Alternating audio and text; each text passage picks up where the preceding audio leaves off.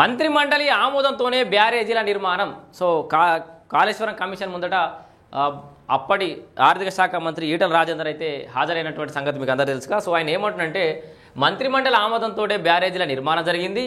నాటి సీఎం కేసీఆర్ నిర్ణయంతోనే cabinet sub committee ఏర్పడిందట. నాతో పాటు హరీష్ రావు తుమ్మలతో కూడిన సబ్ కమిటీ నిర్ణయం మేరకే రీడిజైనింగ్. అంటే ఇంతే సబ్ కమిటీ అంటే ఎవరు లేరు, హరీష్ రావు, తుమ్మల నాగేశ్వరరావు, ఈటల రాజేందర్ అన్నట్టు మేరకే రీడిజైనింగ్. కాళేశ్వరం కమిషన్ ఎదుట ఈటల రాజేందర్ వాంగ్మూలం. తుమ్మిడిహెట్టి వద్ద నీరు లేకనే మేడిగడ్డకు ప్రాజెక్టు మార్చినట్లు వెల్లడి. సో నిర్మాణాల్లో ఆర్థికపరమైన క్రమశిక్షణ లోపించిందా అన్న జస్టిస్ ఘోష్ ఆర్థిక శాఖకు సంబంధం లేదని పేర్కొన్న ఈటల రాజేందర్. సో అక్కడ నీటి లభ్యత లేదు కాబట్టి ఆడికి మార్చామని అన్నాడు.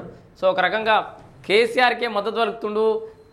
కేసీఆర్ క్లీన్ చిట్ ఇచ్చి ఈటల రాజేందర్ అనే వైపు కాంగ్రెస్ వాళ్ళు విమర్శలు చేస్తున్నప్పటికీ వాస్తవానికి ఈటల రాజేందర్ కేసీఆర్ హయాంలో ఏ మంత్రులైనా కూడా కేవలం కీలు బొమ్మలే, వన్ మ్యాన్ షో నడిచింది. కేసీఆర్ ఎట్లా చెప్తే అట్లనే, వాళ్ళకు ఫుల్ అథారిటీస్ ఎవరికి కూడా లేవు. ఏదో నువ్వు సంతకం పెట్టమన్న జాలు పెట్టాలి, వద్దన్న జాలు ఊకోవాలి. సో అట్లా తతంగా నడిచింది. కాబట్టి నాకు తెలిసి బహుశా ఈ ప్రాజెక్ట్ విషయంలో కూడా ఈటల రాజేందర్కు ఏదో సంతకం పెట్టనగా పెట్టినట్టున్నాడు. మొత్తం బయట అన్ని అనుమతులు వచ్చి అన్ని క్లియరెన్స్ అయిన తర్వాత ఆయన దగ్గర టేబుల్ కార్డు పోయి సంతకం పెట్టాను కానీ పెట్టేసి ఉంటాడు. నాకు తెలిసి అంతకంటే మించి ఈటల రాజేందర్ ఇన్వాల్వ్మెంట్ ఏమి ఉండకపోవచ్చు. కాళేశ్వరం ఎత్తిపోతల్లోని మేడిగడ్డ, అన్నారం, సుందిల్ల బ్యారేజీల నిర్మాణాలు నాటి బారాస మంత్రిమండలి నిర్ణయంతోనే జరిగాయని ఆ ప్రభుత్వంలో ఆర్థిక మంత్రిగా పనిచేసి ప్రస్తుతం భాజపా ఎంపీగా ఉన్న ఈటల రాజేందర్ పేర్కొన్నారు. బ్యారేజీలపై న్యాయ విచారణ చేస్తున్న జస్టిస్ పీసీ ఘోష్ కమిషన్ ఎదుట ఈటల శుక్రవారం హాజరయ్యారు. బహిరంగ విచారణలో భాగంగా కమిషన్ ఆయనను క్రాస్ ఎగ్జామినేషన్ చేసింది. హైదరాబాద్ బీఆర్కే భవన్లో ఉన్న కమిషన్ కార్యాలయంలో మధ్యాహ్నం అరగంట పాటు విచారించింది. ఈటలను మొత్తం 19 ప్రశ్నలను అడిగి వాటికి ఆయన ఇచ్చిన వాంగ్మూలాన్ని నమోదు చేసింది. సో ఆయన ఏం చెప్పాడు? నీటి లభ్యత లేకపోవడం వల్లనే ప్రాజెక్టులు మార్చడం. గత ప్రభుత్వంలో ఏ సమయంలో ఆర్థిక మంత్రిగా పనిచేశారు, 3 బ్యారేజీలపై నిర్ణయం ఎవరు తీసుకున్నారు అని చెప్పేసి కూడా అడిగారు అంటూ జస్టిస్ ఘోష్ ఈటల రాజేందర్కు పలు ప్రశ్నలు వేశారు.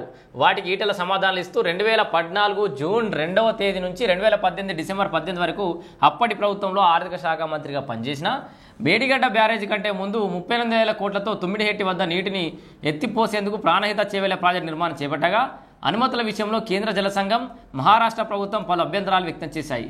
మహారాష్ట్రలో ముంపు ఉండటం, రక్షిత నీటి అటవీ ప్రాంతం మునుగుతుండటంతో తుమ్మిడిహెట్టి బ్యారేజీని 152 మీటర్ల నుంచి 148 మీటర్లకు తగ్గించామని మహారాష్ట్ర సూచించింది. సో ఈ ప్రాజెక్టు ద్వారా 30 టీఎంసీలు పట్టణ ప్రాంతాలకు, 15 టీఎంసీలు పరిశ్రమలకు, 10 టీఎంసీలు గ్రామీణ ప్రాంతాల తాగునీటికి, 16.15 లక్షల ఎకరాలకు సాగునీరు అందించాలన్నది లక్ష్యం. కానీ అందుకు తగ్గినట్లు తుమ్మిడిహెట్టి వద్ద నీటి లభ్యత లేదు. దీంతో బ్యారేజీని మేడిగడ్డకు మార్చినాం. సో దీనికి సంబంధించి టెక్నికల్ కమిటీ క్షేత్రస్థాయి అధ్యయనం చేసింది. ఈ క్రమంలో పునరాకృతిపై నాటి CM KCR cabinet sub committee ఏర్పాటుకు నిర్ణయించారు. నాటి నీటిపారుదల శాఖ మంత్రి హరీష్ రావు చైర్మన్గా ఉన్న కమిటీలో నాతో పాటు రోడ్లు, భవనాల శాఖ మంత్రి తుమ్మల నాగేశ్వరరావును సభ్యులుగా నియమించారు. టెక్నికల్ కమిటీ ఇచ్చిన నివేదికపై కేబినెట్ సబ్ కమిటీలో చర్చించి సభ్యుల సంతకాలతో ప్రాజెక్ట్ పునరాకృతి రీడిజైన్కి 3 బ్యారేజీల నిర్మాణానికి నిర్ణయించాం.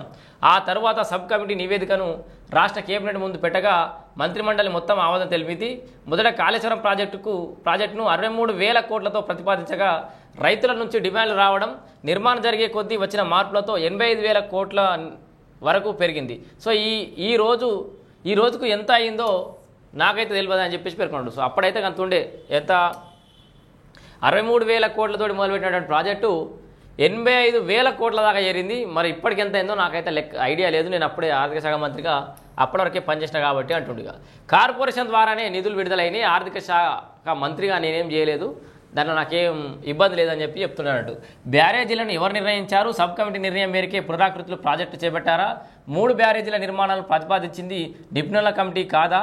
కాళేశ్వరం కార్పొరేషన్ లక్ష్యం ఏంటి అనే ప్రశ్నలకు ఈటల సమాధానమిస్తూ గోదావరిపై ఎక్కడెక్కడ బ్యారేజీలు నిర్మించాలనే దానిపై నిపుణుల కమిటీ అధ్యయనం చేశాక మేడిగడ్డ, అన్నారం, సుందిల వద్ద నిర్మించాలనే నిర్ణయం జరిగింది. ప్రతి నిర్మాణం కూడా మంత్రిమండలి ఆమోదంతో జరిగింది. కొత్త రాష్ట్రం కావడంతో ప్రాజెక్ట్ నిర్మాణానికి నిధులు వెసులుబాటు కోసం ప్రత్యేకంగా SPV Kaleshwaram irrigation project corporation లిమిటెడ్ను ప్రభుత్వం ఏర్పాటు చేసింది. నీటిపారుదల నిపుణుడు హరిరామ్ను దానికి చైర్మన్గా నియమించింది. కార్పొరేషన్ తీసుకున్న రుణాలకు గ్యారంటీగా ప్రభుత్వం సంతకాలు చేసింది. సో నిధుల విడుదల అంతా కార్పొరేషన్ ద్వారానే జరిగింది, ఆర్థిక శాఖకు సంబంధం లేదని చెప్పేసి పేర్కొన్నారు. ప్రభుత్వ బడ్జెట్ నుంచి కాకుండా బ్యారేజీల నుంచి నీటి వినియోగంతో వచ్చే రెవెన్యూ ద్వారా రుణాలు చెల్లింపులు చేస్తామంటూ విజయా బ్యాంకుతో చేసుకున్న రుణ ఒప్పందంలో కేఐపిసిఎల్ ప్రత్యేకంగా పేర్కొంది కదా అని కమిషన్ ప్రశ్నించగా, వివిధ కేటగిరీల కింద నీటి సరఫరా ద్వారా వచ్చే రాబడి నుంచి చెల్లింపులు చేయాలని కార్పొరేషన్ నిర్ణయించింది అని ఈటెల బదులిచ్చారు. 2015 ఆగస్టు 13న 5.95 కోట్లతో డిపిఆర్ రూపకల్పనకు ప్రభుత్వం వ్యాప్కో చెల్లింపులకు ఉత్తర్వులు ఇచ్చింది కదా అన్న ప్రశ్నకు మంత్రిమండలి ఆమోదంతో, సో ప్రతిదీ ఏం లేదు, మంత్రిమండలి. సో ఈటెల రాజేందర్ గారు మొత్తం మంత్రిమండలి ఆమోదంతో జరిగినాయి, నా ఒక్కరికి ఏం సంబంధం లేదు అని. సో ఓవరాల్గా ఈ ప్రశ్నకు సమాధానాలు చూస్తే అదే అనిపిస్తుంది. కాళేశ్వరం కమిషన్ నివేదికను త్వరగా బయట పెట్టాలని కూడా అంటుండే, అట్లాగే బయటకు వచ్చి మా రాజకీయ నాయకులకు అసలు సంబంధం లేదు అని చెప్పేసి కూడా చెప్పినట.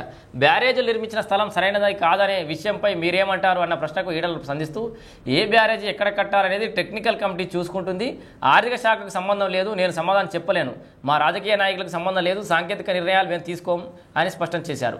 ప్రాజెక్టు నిర్మాణంలో ఆర్థిక క్రమశిక్షణ కొరవడిందా అన్న ప్రశ్నకు, ఆర్థిక క్రమశిక్షణ నీటిపారుదల శాఖ బాధ్యత, వారికి ప్రత్యేకంగా అకౌంట్స్ విభాగం ఉంటుంది, దస్త్రాలన్నీ వారి వద్దే ఉంటాయి, ఆర్థిక శాఖకు సంబంధం లేదని పేర్కొన్నారు.